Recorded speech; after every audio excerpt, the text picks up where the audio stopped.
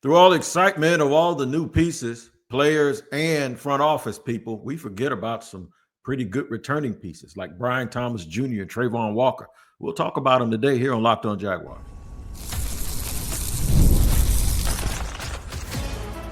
You are Locked On Jaguars, your daily Jacksonville Jaguars podcast. Part of the Locked On Podcast Network, your team every day. That's right. It is your team every day here on Locked On Jaguars. We thank you for making us your first listen. I'm Tony Wiggins, the host of the Locked On Jaguars podcast that you can find wherever you get your podcast. Whether you watch or listen, we will be there. So make sure you tap in to that location to make sure that you do not miss an episode. And shout out to the everydayers for joining us here every single day. And if you are here for the first time, I hope I give you a reason to come back and you become an everydayer. All right, so here we go. This is what we're going to talk about. We've been doing a pretty good job of talking about the new parts, looking at the roster and taking a sort of macro approach to what we should expect this season. So now what we'll do is focus on some things that were here when the team only won 4 games, but they're pretty important pieces and parts that I think can take another step and become to make it to it's not even arguable that they are some of the best in the league at their positions, and we'll talk about it. And we're going to land a plane today talking about why it all matters, why everybody matters, why everyone's attitude more than anything and their personality has to fall in. Here we go. We're going to drop that word again. Has to be in alignment with the entire mission. So we're going to make sure we hit that at the end of the show. Specifically, Brian Thomas Jr. and Trayvon, they're ready for more success. I'm going to nail those two and maybe even mention a few other players that could shock and surprise as they elevate themselves and elevate this team at the same time. At the very top, we're just going to talk about remember the other players in excitement, exciting moments, things that have happened during the offseason. We've been praying for times like this. I want to sound like Meek Mill, but going all the way back to 2018 and really before that, going back to 2014.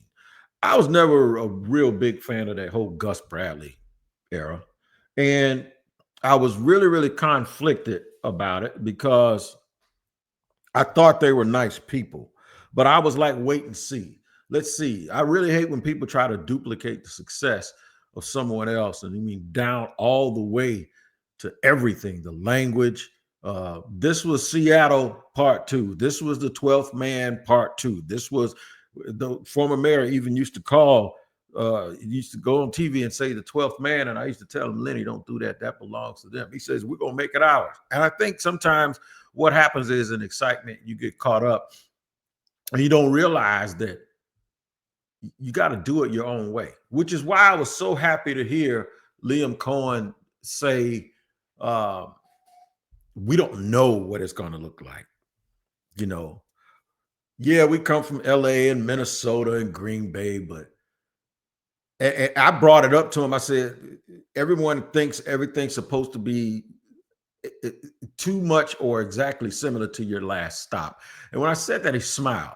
And the reason why he smiled is because I was wondering if he was going to ever show any signs of fatigue. And he hasn't. He hasn't shown any fatigue or any Rams of Florida, Minnesota fatigue. And he might be sick of intangibly rich and alignment and all of that stuff. But at least those are things that are universal, right? That could happen anywhere and are characteristics of a really well-run football team. Trying to be too much like somebody means you're not establishing your own identity. It ain't like the Rams sit here and win something every single year, right? No, they don't. So the Jaguars have to own who they are and what they're trying to make it. And part of that is recognizing players that were already on the roster that were pretty damn good, right? And making those players a part of your own. The biggest one, of course, is Trevor Lawrence. I'm going to give him credit. Urban Meyer was the one that said it. When you take over a team, all of the players are yours. Everyone sits there and says, we got to get all of our guys in. I don't think that's the case here with this staff, with Gladstone, Baselli, and Liam Cohen. I believe that they believe that the thing that a lot of us that have covered this team for a number of years believe. And it's like, they ain't that bad. And I know that means like, okay, well, if they ain't that bad, why did you want to run Trent Baalke out of here? I'm glad you asked, even though you didn't. I created that question, so I'll answer it. They ain't that bad also doesn't mean that they're very good. And we get into this thing where everybody wants black and white. Everybody wants, just because you say this, that means that. And these are cold takes is what I call them. It's a bad way to communicate. I think debate TV has everyone trying to do this, and debate TV has everyone thinking that they have to come up with an immediate answer, right? Even doctors that's been to medical school for 20 years have to go and huddle and sit around a table and discuss stuff, right? These dudes on TV just come out with this stuff like they just know everything all the time. And, it's a little bit different for me that I do a daily podcast where I keep you up on the news. It's a daily local radio show where we basically talk about things. It's a podcast and it's sort of a radio show where we talk about all of these things on a daily basis. So when it happens, we'll be like, remember, we talked about that. That's our point of reference. But folks just coming out here just thinking that, okay, it's going to look like this. It's going to look like that. All these Jaguar players that they had, they won 4 games. They ain't no good. And they're just forgetting they won 19 games in the previous 2 seasons. So they also weren't that bad. There are a few players outside of Trevor Lawrence that are borderline that are tinkering on the edge of being a superstar. The difference is, I'm going to tell you the difference between Trayvon and Trayvon's going into his 4th year. Brian Thomas Jr. is going into his 2nd. But the difference is, and the way that they might be perceived this year is, outside of Emmanuel Ogbah, they didn't add another player. There was no Abdul Carter that's going to maybe take reps away from Trayvon Walker, which is one of the reasons I said, y'all think them people going to take an edge rusher that can't do anything else, you're wrong. If they would have taken Abdul Carter or Jalen Walker or whoever, that dude was going to be on the field doing something else other than rushing the passer until it was time for him to rush the passer, because you don't want to get to the point where you're just stacking guys at the same position on top of each other and you never have your best players on the field at the same time. That didn't happen. But what did happen to Brian Thomas Jr. is the Jaguars added, and although he is a two-way player, Travis Hunter, when they added Travis Hunter to the position that Brian Thomas Jr., the group that he plays, obviously the attention will be on Travis Hunter. Here's my big point about it. We need to make sure that we are going to give Brian Thomas Jr. the love that he would have gotten as a second-year receiver who has catapulted himself into the top 10. He's still that dude. There's nothing wrong with being excited about Travis Hunter and not acknowledging the fact that Brian Thomas Jr. is wide receiver 1. He is the alpha on this team. He is proven. Brian Thomas Jr. looks like a dude that's going to get 1,400 yards every single season that he's healthy. All right? So we need to make sure that while we're getting excited for Travis Hunter, we don't lose the excitement for Brian Thomas Jr. and Trayvon Walker. We'll talk more about the differences and the similarities with both of those guys heading into a new season, and we'll do it in just a second here on Locked On Jaguars. Today's show is sponsored and brought to you by Game Time. There's nothing like the NBA playoffs, man. The intensity, the buzzer beaters, the fans losing their absolute minds. It's the kind of atmosphere you must experience live, and this year's matchups are already delivering. If you want in, Game Time makes it fast and easy to get seats. Even the biggest playoff games, prices on the app actually drop closer to tip-off. And with killer last-minute deals, panoramic seat views, and no surprise fees, Game Time is a total game changer. I don't know about y'all, but I'll tell you what, if you can get to New York, you better get there, because if the Knicks don't win, they might not make it back from Boston. Fly straight from Boston to Cancun. You'll find great seats as low as $100 thanks to exclusive discounts. And take the guesswork out of buying tickets with Game Time. Download the Game Time app, create an account, and use the code LOCKEDONNFL for $20 off your first purchase.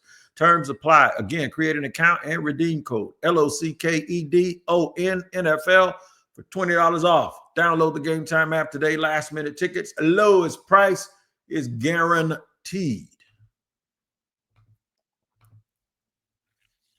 All right, moving and grooving here on Locked On Jaguars, where it is your team every day. I'm Tony Wiggins, the host of the Locked On Jaguars podcast, talking about the fact that even though we have a lot of excitement, we have to remember that even though they were 4-13, there were a couple of players that you could get excited about as Jacksonville Jaguar fans, but the record just didn't allow it. Now that there's a new season, you could still be excited about those about those players and the new players and the new direction, the new staff, all of that stuff. You can do it all. You don't have to just focus on all of the new things. Some of the old things were pretty good. Let's talk about those old things. Let's get to Brian Thomas Jr. first.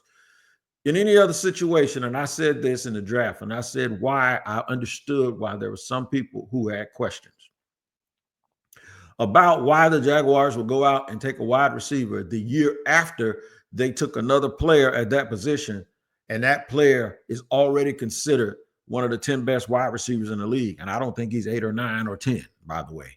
Okay. He's top 7 in my opinion.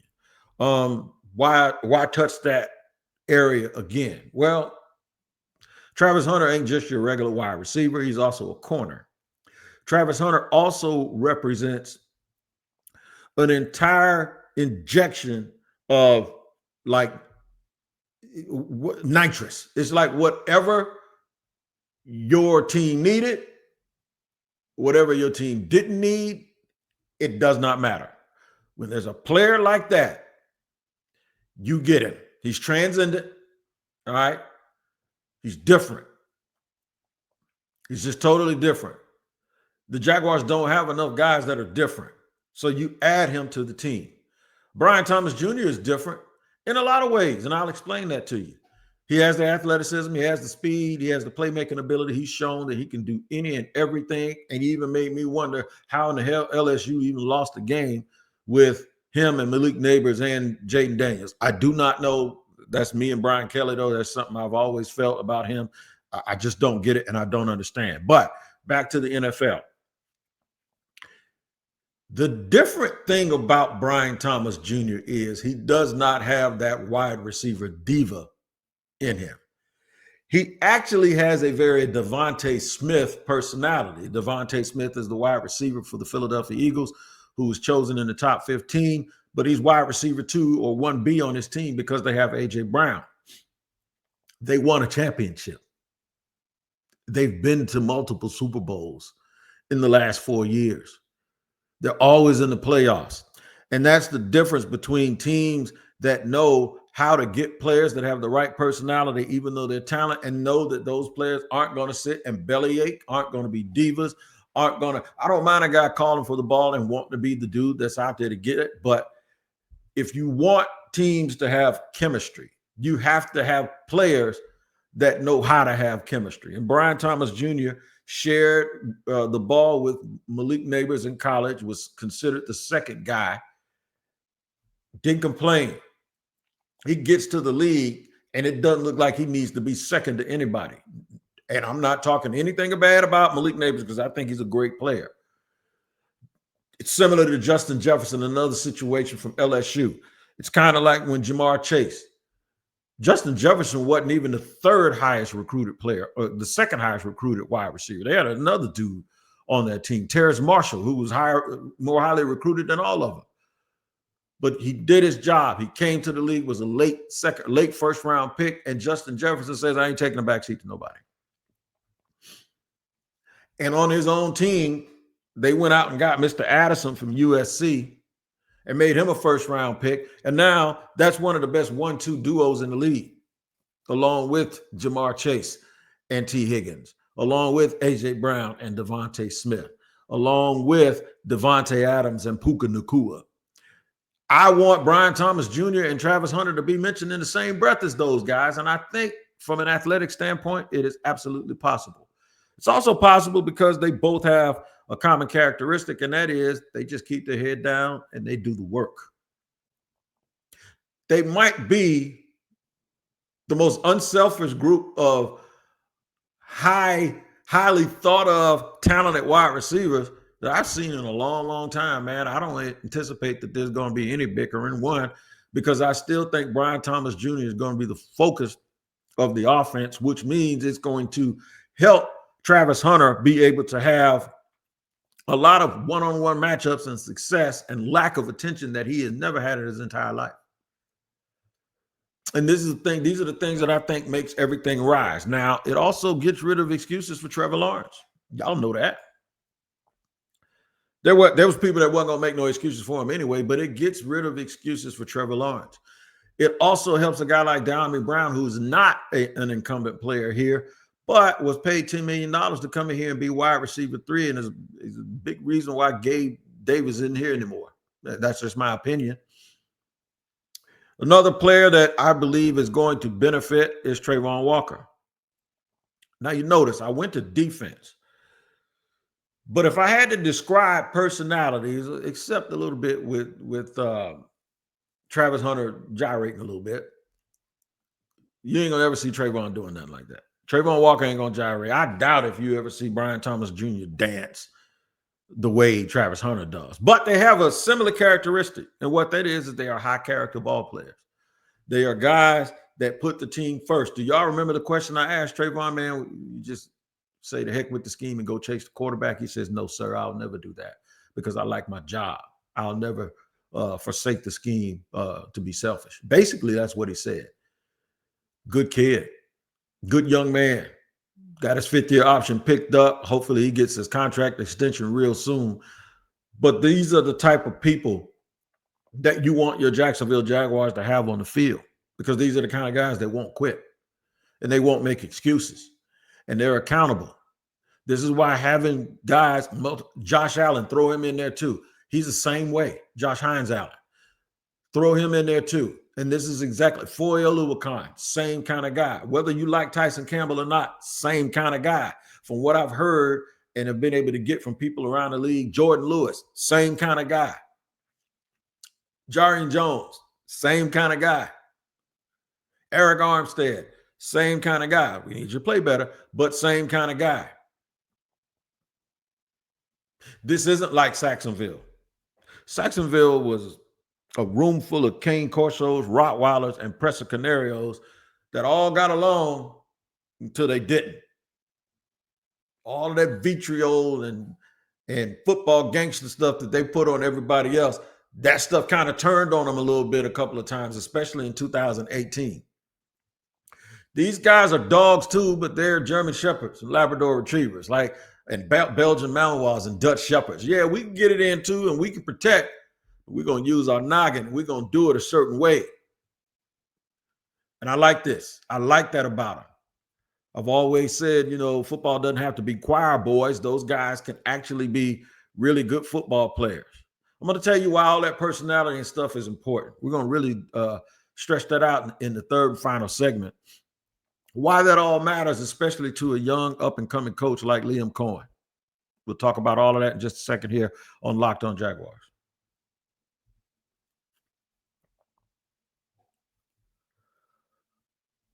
All right, third segment here of Locked On Jaguars. Talking about remember the other players and excitement. BTJ, Trayvon, even mentioned Josh Allen a little bit, Tyson Campbell a little bit, Foye Oluwakan a little bit. Let me go to the trenches on the offensive line, man. I know we threw 5 bodies at that group. Did Tony Baselli and James Gladstone. They improved that team. They're bigger, stronger, faster, nastier, got more experience. Instead of having 5 guys that are backing up the 5 starters, last year they had five guys that didn't have much experience at all. Luke Fortner had experience, but it was bad experience, right? So most of their swing guys, their 5 linemen were journeymen. This is a difference. This is how they're looking at this thing a whole bunch differently. Those are like waste. That's like a waste. And I know a lot of teams have done that over the years, especially when it comes to special teams and reserve players. They feel like those dudes' talent actually have to match their title. They felt like those dudes' talent had to match the money. And when they weren't making that much money, that means their talent was matching, well, not much.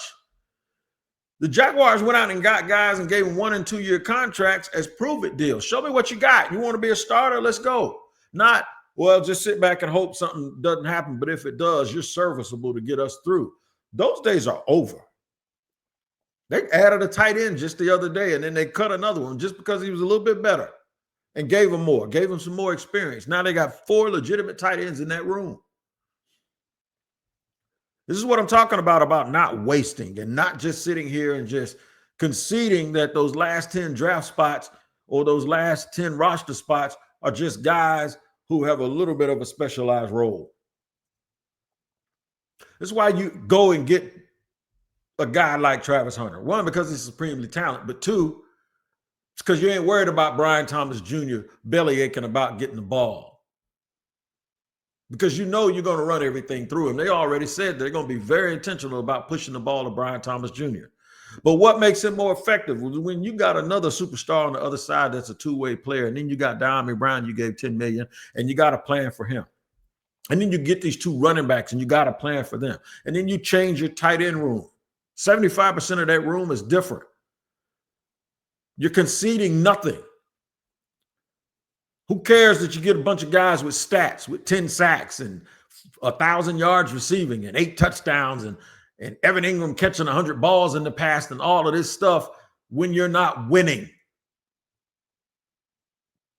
Herman Edwards said it. You play to win the game, and the only way you win the game is to have really good players who buy in. Why is that so important for Liam Cohen? Because he's a new coach.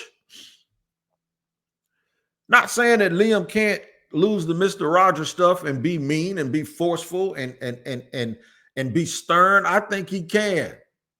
Y'all saw he ain't dap up. He gave dap and turned his head to Gabe Davis like, yeah, Joker, you ain't going to be here too much longer. I ain't saying that's what he really did, but that's what it looked like. And even if we got to live on that lie to prove this point, that that's what we're going to do. Remember that talk he had with Christian Kirk? Hey, man, Coach Whipple, yeah, man. Yeah, I'm looking forward to sending you up out of here with a haircut because you don't want to play for the money that we think you're worth, and I'm going to go get a dude that's better. Y'all can sleep on this crew if you want to. I told you, they killers over there, man. These dudes want to win, and it's not personal. It's not personal. The only thing they take personal is if you show up late and not ready to go. It's not all that fake posturing and tough guy stuff. But we don't want Liam Cohen to have to do that. Of course, you'll yell on him a little bit and get on him. That's what coaches do. But you don't want a dude having to sit there and be having to deal with the stuff that Mike Tomlin has so gracefully dealt with throughout the years by having boneheaded players on your roster that you have to, people got to be careful around. It's not conducive to having a good work environment. It's not conducive to having a good football team. And it's also not good for a brand new coach to have to deal with that kind of stuff. So embrace the new people, embrace the new players, embrace the new philosophy, but understand that if you saw nothing, you saw them look at the defensive line and say, we can win with that group, or we can't upgrade that group anymore. This year in this cycle, we need to let some of these guys play through their money or play through their contract to see if they can live up to it, mainly the guys on the interior.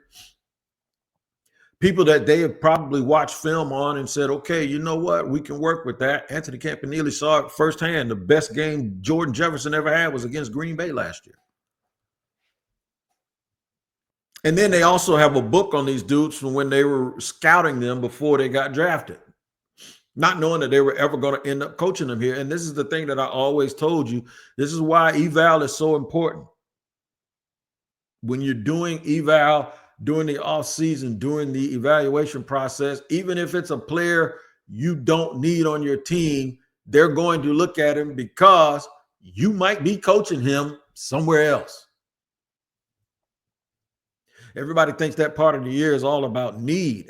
That part of the year is all about seeing what's available. Worried about your needs, you got to see what's available. You got to see what's available first before you can start plugging it. And then you take a look at that, and then you have to go through free agency before you get to the draft and decide what you're going to address and what you're not going to address. Remember, James Gladstone said we needed to leave room to onboard players. They knew exactly the areas and the players that they were going to target. And they knew defensive tackle wasn't one of those positions. It's amazing to me that we don't look back at that and say everybody had them taking Mason Graham. Not only did they not take Mason Graham, they didn't even touch the interior defensive line the entire draft. It goes to show you a whole bunch of people didn't know what they were talking about, huh? I'm glad I came out and said I didn't really care for that pick. And I'm glad I put that graph up and said, okay, I understand upgrade, but where's it going to play? And why are you stepping on these other guys you already have? Not just because they were under contract and because somebody picked them, but because they probably were still good enough for you to not do that. Yeah. So it all matters. You don't need all of that headache, belly aching from players worrying about stuff. Yeah, you can be super, super talented and still have humility and competitiveness and want the whole ship to rise as opposed to you, yourself. I'm going to take a stab this weekend to figure out reasonable statistics on both sides of the ball from Travis Hunter. And I really hate doing that sometimes, but I know people want to hear and see what it could possibly look like for him. So on Monday's episode, I'm going to break it down. What could we possibly get from Travis Hunter that would satisfy not only the Jaguar fans, but all of the people that are around the league right now looking at him saying, how's he going to do this and how's he going to do that? I don't see many people doubting him. As a player, I do see people doubt because they've never seen something like this to this extent. I see a lot of people doubting, how's it going to look? We're going to take a little bit of a stab at it and try to introduce that to you. Another thing you can do, man, is tune in to Locked On NFL Scouting with Kyle Krabs and Joe Marino, the two hosts, because they do deep dives, man. They know every roster, every player on every roster for every team, and they can make you a smarter fan, even if it's just to learn your team or to help you with your fantasy football drafts, whatever you need it for. Make sure you check out Locked On NFL Scouting wherever you get your podcast. All right, man, we'll be back Monday with a Travis Hunter guesstimation on how he can statistically affect the Jacksonville Jaguars in 2025. We'll see you next time here on Locked On Jaguars.